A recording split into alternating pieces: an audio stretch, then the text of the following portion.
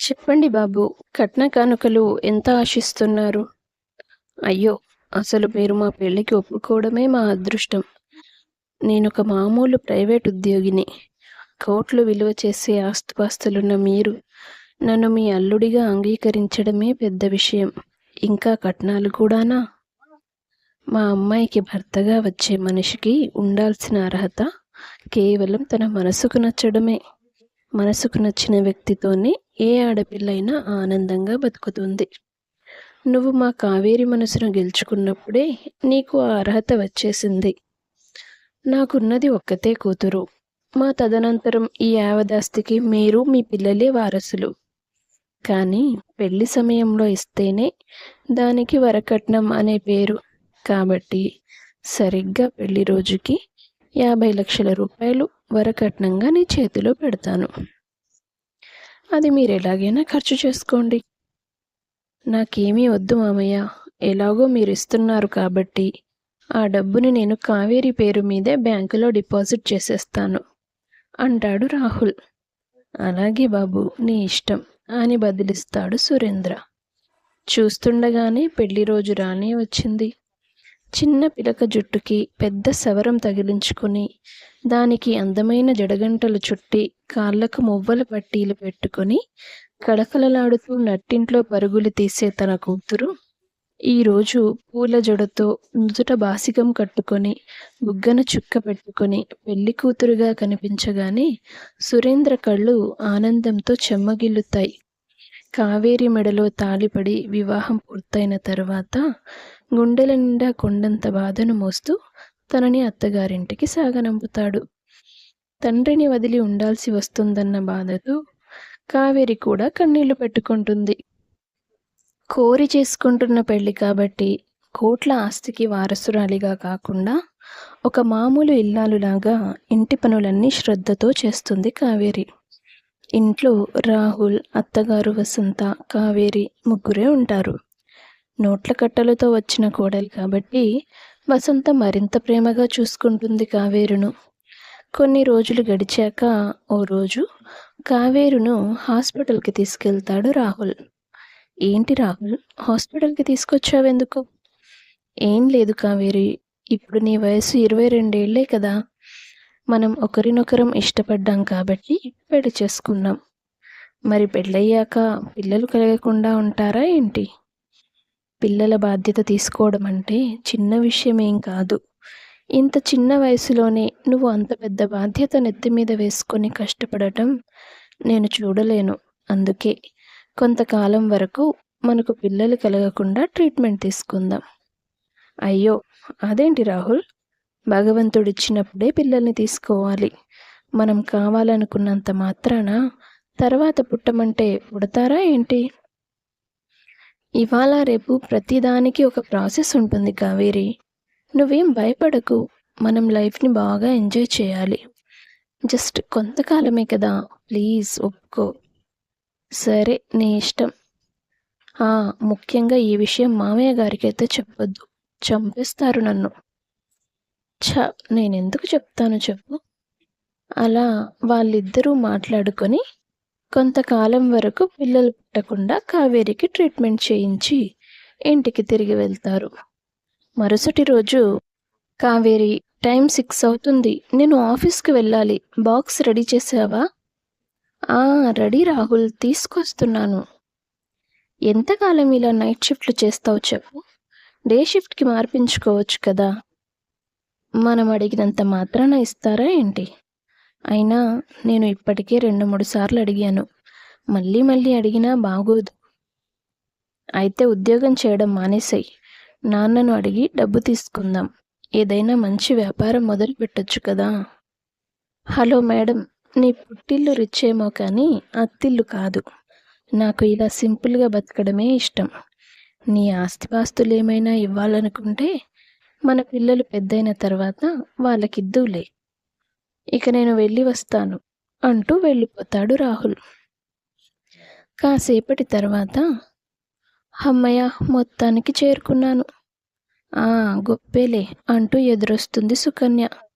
ఇదిగో మంచినీళ్ళు తీసుకో. ఏంటే అంత కోపం?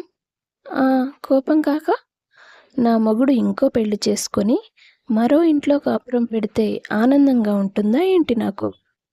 సంవత్సరం అయిపోతుంది నువ్వు కావేరిని పెళ్లి చేసుకొని. ఇంకా ఎన్నాళ్ళు ఇలా? అంటే ఏంటి, ఇప్పుడే దాన్ని చంపేయమంటావా ఏంటి? పెళ్ళై సంవత్సరం తిరగకుండానే చనిపోతే ఖచ్చితంగా జనాలకి అనుమానం వస్తుంది. ఇంకొక్క సంవత్సరమైనా గడవని. ఒక ప్రణాళిక ప్రకారం తన గురించి తెలుసుకొని పరిచయం చేసుకొని నేను ఎంతో మంచివాడిలాగా తనని ఎంతో ప్రేమిస్తున్నట్టుగా నమ్మించి పెళ్లి చేసుకున్నాను. అలాగే ఇప్పుడు కూడా మంచి ప్రణాళిక సిద్ధం చేసి తన చాప్టర్ని ముగిద్దాం. అవును, నువ్వు పగలంతా అక్కడుంటావు, రాత్రంతా ఇక్కడ ఉంటావు. మరి ఖర్చులకు డబ్బులు ఎక్కడి నుంచి వస్తున్నాయి? మా మామగారు ఇచ్చారు కదా 50 లక్షలు. అంటే అవన్నీ తగలేస్తున్నావా? అబ్బా ఆగవే, అన్నింటికి తొందరే నీకు. వాటిని వడ్డీకి తీస్తున్నాను. ఆ వడ్డీ డబ్బులోంచి కొంత నా జీతమని చెప్పి ఇంటికి తీసుకెళ్తున్నాను. అబ్బో, తెలివైన వాడివే. ఆ మాత్రం తెలివి లేకుండా ఇక్కడి దాకా తీసుకొచ్చానని అనుకుంటున్నావా ఏంటి? ఇంతకీ పిల్లలు నిద్రపోయారా? 7 గంటలకి ఏం నిద్రపోతారు? పక్కింటికి ఆడుకోవడానికి వెళ్ళారు. సరే, జాగ్రత్త. పిల్లల ముందు ఈ ప్రస్తావనే ఎప్పుడూ రాకూడదు. సరే సరే, నేను వెళ్ళి పిల్లల్ని తీసుకొస్తాను. ఇది అసలు కథ. కావేరి ఆస్తిని దక్కించుకోవడం కోసం ఆమెను పెళ్లి చేసుకొని తర్వాత ఆమెను అంతమొందించి సురేంద్ర కుంగిపోయేలా చేసి ఆస్తి మొత్తాన్ని గుప్పెట్లో పెట్టుకోవాలనేది రాహుల్ ఉద్దేశం. ఇవన్నీ తెలియక తన భర్త కష్టజీవి అనుకొని మురిసిపోతోంది కావేరి. అలా ఇంకొన్నాళ్ళు గడిచాయి. ఓ రోజు, అత్తయ్య, ఈరోజు మా ఫ్రెండ్ శ్రీమంతం ఉంది, నన్ను ఇన్వైట్ చేసింది, మీరు నాతో పాటు వస్తారా? లేదమ్మా, నాకు కాస్త నలతగా ఉంది, నువ్వు రాహుల్ వెళ్ళండి. అమ్మో, నేను రాను. ఏ, ఎందుకు రావు? అది ఆడవాళ్ళ ఫంక్షన్, నేనొచ్చి ఏం చేస్తాను? నువ్వు వెళ్ళు, కావాలంటే క్యాబ్ బుక్ చేస్తాను. సరే అయితే నేనే వెళ్తాను అని చెప్పేసి కావేరి బయలుదేరుతుంది.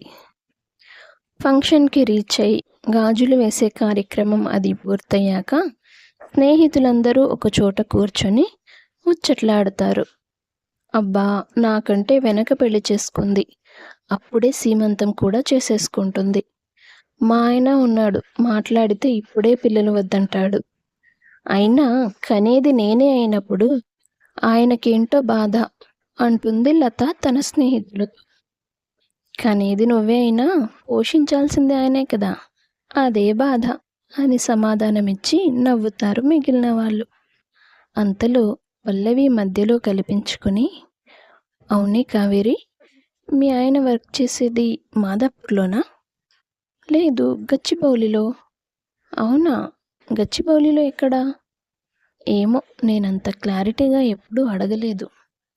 ఇది మరీ బాగుంది, మొగుడు పనిచేసే ఆఫీస్ పేరు కూడా అడగరా?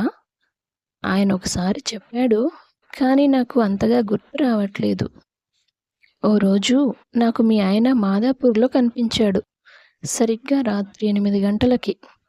మా చిన్నోడు బాగా ఏడుస్తుంటే ఐస్ క్రీమ్ పార్లర్కి తీసుకెళ్ళాను. అక్కడికి మీ ఆయన ఎవరో పిల్లలతో వచ్చాడు. పిల్లలా? ఆ టైంలో మా ఆయన ఆఫీస్లో ఉంటాడు. అయినా ఎవరో పిల్లలతో మా ఆయన ఎందుకు వస్తాడు? నువ్వు ఎవరిని చూసి ఎవరనుకున్నావో? నీ మొహం, నేను చూసింది రాహుల్నే. కావాలంటే ఇంటికి వెళ్ళాక అడుగు, తెలుస్తుంది కదా. ఏంటి పల్లవి ఇలా చెప్తుంది? ఎవరో పిల్లలతో ఆయన కనబడ్డం ఏంటి? అలా కాసేపు మాట్లాడుకున్న తర్వాత మళ్ళీ ఎవరిళ్ళకు వాళ్ళు చేరుకుంటారు. అప్పటికే టైం సరిగ్గా 6 అవుతుంది. కావేరి వచ్చి రాగానే, ఏమండి, మీరెప్పుడైనా మాదాపూర్ వెళ్ళారా అంటూ ఆరా తీస్తుంది. మాదాపూర్ అన్న మాట వినగానే చెమటలు పట్టేస్తాయి రాహుల్కి. నేనెందుకు మాదాపూర్కి వెళ్తాను? ఏం మాట్లాడుతున్నావు? నేను ఆఫీస్కి వెళ్తున్నాను అంటూ తడబడుతూ అక్కడి నుంచి వెళ్ళిపోతాడు. ఏంటి ఈయన సమాధానం చెప్పమంటే అంతలా తడబడ్డారేంటి అన్న అనుమానం కావేరి మనసులో బలంగా ఉండిపోయింది.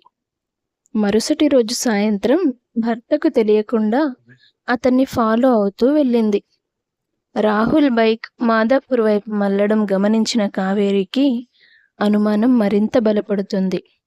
అలాగే వెంబడిస్తూ అతనికి కనబడకుండా ఫాలో అవుతుంది. రాహుల్ ఒక ఇంటి గేటు ఓపెన్ చేసుకొని లోపలికి వెళ్తాడు.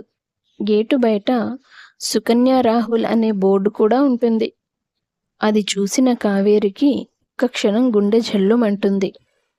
గేటు లోపలికి వెళ్ళి వాళ్ళకి కనబడకుండా నిలబడి గమనిస్తుంది. రాహుల్ వెళ్ళగానే పిల్లలిద్దరూ వచ్చి నాన్న అంటూ హత్తుకుంటారు. వాళ్ళ వెనకాల సుకన్య కూడా వస్తుంది. రాహుల్ పిల్లలకు చాక్లెట్స్ ఇచ్చేసి బెడ్రూమ్లోకి వెళ్ళి ఆడుకోండి అని చెప్తాడు. పిల్లలు వెళ్ళిపోగానే సుకన్య, ఇంక నా వల్ల కాదండి, ఒక్కరోజు కూడా పగటిపూట మీతో ఉండలేని పరిస్థితి అయిపోయింది మాది. సండే వస్తే చాలు నాన్న ఎక్కడమ్మా అంటూ పిల్లలు నా బుర్ర తినేస్తున్నారు. అందరూ పిల్లలలాగే ఆదివారం వస్తే అమ్మా నాన్నలతో సరదాగా బయటికి వెళ్ళాలని వాళ్ళకు కూడా ఉంటుంది కదా. పిచ్చిదానా, ఈ బాధంతా ఇంకా కొన్ని రోజులే కదా. ఆ కావేరిని ఎలా పైకి పంపించాలో, ఆ సురేంద్ర ఆస్తిని ఎలా నా చేతిలోకి తెచ్చుకోవాలో అన్నీ ఆలోచించి పెట్టుకున్నాను. ఇంకా కొంతకాలం మీరు ఓపికగా ఉండండి చాలు. అక్కడ అమ్మ కూడా పిల్లల్ని చూడాలని చాలా ఆరాటపడుతోంది. ఆ కావేరి అడ్డు తొలగించేసుకుంటే ఇక మన మధ్య ఈ దూరాలు ఏవీ ఉండవు అని భర్త మాట్లాడుతుంటే విన్న కావేరికి తన కాళ్ల కింద భూకంపం వచ్చినట్టుగా అనిపించింది. ఆమె ప్రమేయం లేకుండానే తన కళ్ళల్లో కన్నీళ్లు జలపాతంలాగా ప్రవహిస్తూనే ఉన్నాయి. ఇంకొక్క క్షణం కూడా అక్కడ నిలబడలేక నెమ్మదిగా అక్కడి నుంచి బయటికి వచ్చి అక్కడి నుండి నేరుగా పుట్టింటికి చేరుతుంది. నేను మోసపోయాను నాన్న. రాహుల్ మంచివాడు కాదు. రాహుల్, మా అత్తయ్య ఇద్దరూ మోసగాళ్లే. వాళ్ళు మనల్ని నమ్మించి గొంతు కోయాలని చూస్తున్నారు. రాహుల్కి ఇదివరకే పెళ్ళై పిల్లలు కూడా ఉన్నారు. కేవలం మన ఆస్తిని దక్కించుకోవడం కోసమే నాతో ప్రేమ నాటకం ఆడి నన్ను పెళ్లి చేసుకున్నాడు. ఇప్పుడు వాళ్ళు నన్ను చంపేసి దాన్ని ఒక ప్రమాదంగా చిత్రీకరించి ఆ తర్వాత మన ఆస్తి మొత్తాన్ని కొట్టేయాలని పన్నాగం పన్నుతున్నారు. ఇన్నాళ్ళుగా నేను అనుభవిస్తున్న సంతోషమంతా ఒక అబద్ధం నాన్న అంటూ బొరున ఏడుస్తుంది కావేరి. కూతురి మాటలు విన్న సురేంద్ర కోపంతో ఊగిపోతాడు. కనుపాపలా పెంచుకున్న నా కూతుర్ని ఈ లోకంలోనే లేకుండా చేయాలని చూస్తారా? ఇవాళ వాడి అంతు చూస్తాను అంటూ బయలుదేరతాడు. కావేరి సురేంద్రను ఆపి, చేత్తోనో కర్రతోనో కొట్టే దెబ్బ కాదు నాన్న, వాడి చెప్పుతో వాడినే కొట్టినట్టుగా ఉండేలాగా వాడి జీవితం మీద దెబ్బ కొట్టాలి. ఇప్పుడు కాదు, మనం రేపు ఉదయం వెళ్దాం అని చెప్పి తండ్రిని ఆపుతుంది. రాహుల్కి ఫోన్ చేసి, ఏమండి, నాన్న నాకు బాగా గుర్తొచ్చారు, వెంటనే చూడాలనిపించింది, అందుకే ఎవరికి చెప్పకుండా మా పుట్టింటికి వచ్చేసాను, 4 రోజులు ఉండి వస్తాను అని చెప్తుంది. మర్నాడు ఉదయం సురేంద్ర, కావేరి ఇద్దరు సుకన్య దగ్గరికి వెళ్తారు. మీరంతా కలిసి నా కూతుర్ని చంపాలనుకున్నారు. ఇది బయటపడింది కాబట్టి మీ అందరి మీద కేసు పెట్టి నేను జైల్లో పెట్టించొచ్చు. కానీ అది కాదు మాకు కావాల్సింది అని చెప్తాడు.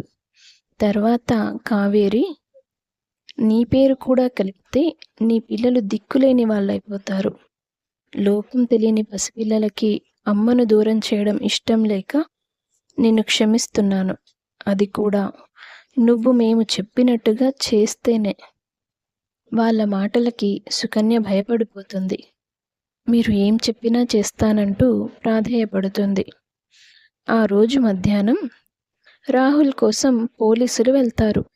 అతన్ని అరెస్ట్ చేసి స్టేషన్కి తీసుకెళ్తారు. ఇన్స్పెక్టర్ గారు, నన్నెందుకు అరెస్ట్ చేశారు? కారణం చెప్పారేంటి? నీ భార్య సుకన్య నీపై గృహహింస కేసు పెట్టింది. అదేంటి? అదేంటో నీకు కోర్టులో తెలుస్తుంది. రాహుల్ మెదడు మొద్దుబారిపోతుంది. ఏం జరుగుతుందో అతనికి ఏం అర్థం కాదు. కేసు కోర్టు దాకా వెళ్తుంది. నిజంగానే తన భర్త తనని హింసిస్తున్నాడని, అతను ఒక సైకో అని చెప్పి రాహుల్కి శిక్ష పడేలా చేస్తుంది సుకన్య. తాను ఎంతో ఇష్టపడే తన మొదటి భార్య తన విషయంలో అలా చేయడమేంటని మానసికంగా చాలా కృంగిపోతాడు రాహుల్.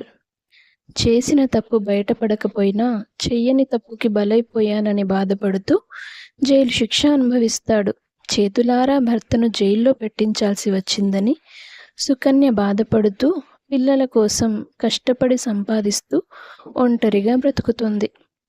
అసలు అదంతా చేయించింది కావేరి అని రాహుల్కి అర్థం కాలేదు. సుకన్యకి చెప్పే అవకాశం లేదు. అలా తన జీవితంతో ఆడుకున్న సుకన్య రాహుల్లకి చెప్పుదెబ్బ లాంటి సమాధానం ఇస్తుంది కావేరి. మనుషుల మీద ఎంత ప్రేమ ఉన్నా గుడ్డి నమ్మకం పనికిరాదు. కావేరికి వచ్చిన చిన్న అనుమానమే ఆమె జీవితాన్ని కాపాడింది. కథ నచ్చితే వీడియో లైక్ చేయండి. తప్పకుండా ఛానల్ను సబ్స్క్రైబ్ చేసుకోండి. ధన్యవాదాలు.